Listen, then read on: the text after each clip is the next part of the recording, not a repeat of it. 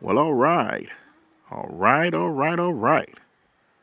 Akiem and Aquas, brothers and sisters, ladies and gents. Here you have it. Right over yonder. Coming over the horizon.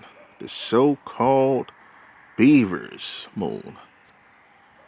Right? Let me see if I can zoom in a little bit. So I can get a better visual here. Wait a minute. That's not working. Let me see if I can sort of dim it a little bit. Maybe that might work.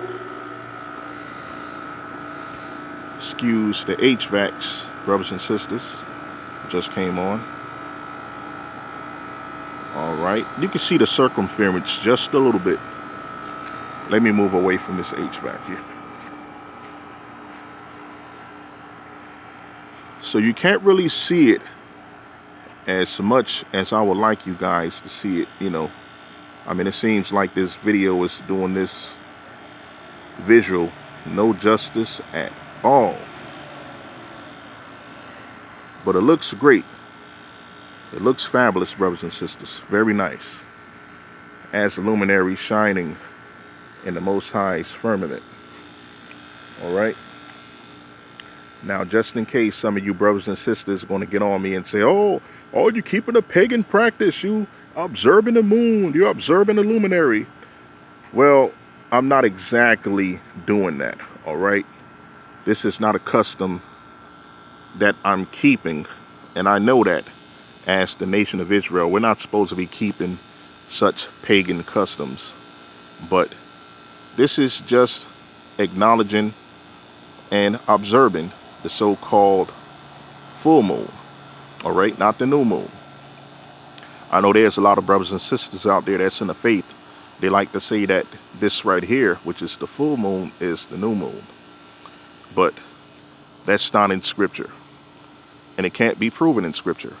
Although a lot of brothers and sisters like to use Sirach 43, okay, and Genesis chapter 1 as reference points, but that doesn't reference the new moon being an actual full moon as a full circumference light shining up in the firmament. All right. But it's arguable. Okay. But there's a lot of other references that shows that the actual new moon is the dark moon. Okay. The book of Enoch being one reference. Okay. But anyway, this is very, very lovely. It's definitely giving off that sort of orange, yellowish light color in the night sky here. You can't really see the stars. Well, definitely on this video right here. I can see it with my personal eyes, but you probably can't see it on this video here. But it's definitely a nice visual, and this video isn't really giving this full moon, full circumference, its justice. But it's very nice, very lovely. It's giving off that that orange, yellowish light color. Me personally, I like to call it the pumpkin moon. And the reason why I say that is because it's around the same time as so-called Halloween, aka Samhain. Although it looks like it's pronounced Samhain, but it's really Samhain, right? Known as Halloween. Okay. And then you have the so-called Thanksgiving right around the corner, like a few weeks away, right? So what vegetable or fruit is closely related to those so-called holidays? It's the pumpkin, of course, right? What color is the pumpkin? It's orange. But the colors can vary. It could be from light orange to sort of dark orange or burnt orange, right? So this is the color of the so-called Beaver's moon this evening, right? It's giving off like this orange, bright orange, yellowish kind of color, right? And I tell you, man, just like I said, it's this visual on the camera here, the video, it's doing this thing no justice with the ordinary eye. But it's very lovely to behold. acknowledging the Most High's creation, which is his luminaries, all right? The moon, the stars, and all. It's not pagan, just to acknowledge the Most High's work, man.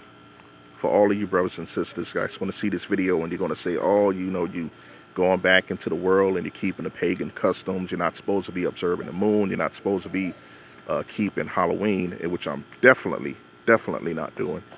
And I'm surely not keeping so-called Thanksgiving, all right? So this right here is just observing the so-called Beaver's moon.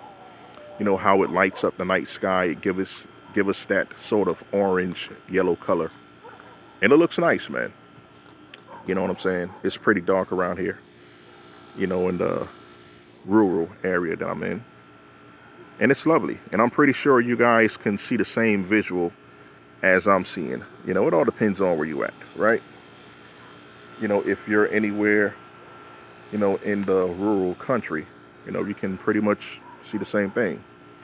So this because, you're sitting on your back porch or your front porch or your backyard and you just observing the so-called visual of the so-called Beaver's moon. It's not pagan. It's not anything wrong with that, right? You're just observing and acknowledging the Most High's creation, man. That's all. It's nice. I wish I can give you guys a very clear visual of this here, man. It looks very, very beautiful, right? And it's nice and relaxing to look at, if you're in a nice quiet area, or even if you're in the city. You know what I'm saying? Just the nice visual of this here is very, very beautiful, man, right? Giving all honor, thanks, and praise to the Most High. Okay? So I just wanted to drop you guys a quick visual of this right here. This sort of bright orange, yellowish color in the night heaven sky, so-called Beaver's moon, okay? All right, till the next time, brothers and sisters, Aki and Menakwas, ladies and gents, Yahawada Ayashara signing off from the Sea Swords of Israel and the Rocks of Offense. Peace. Shalom, shalom, shalom. Till next time, Yasharallah. Shalom.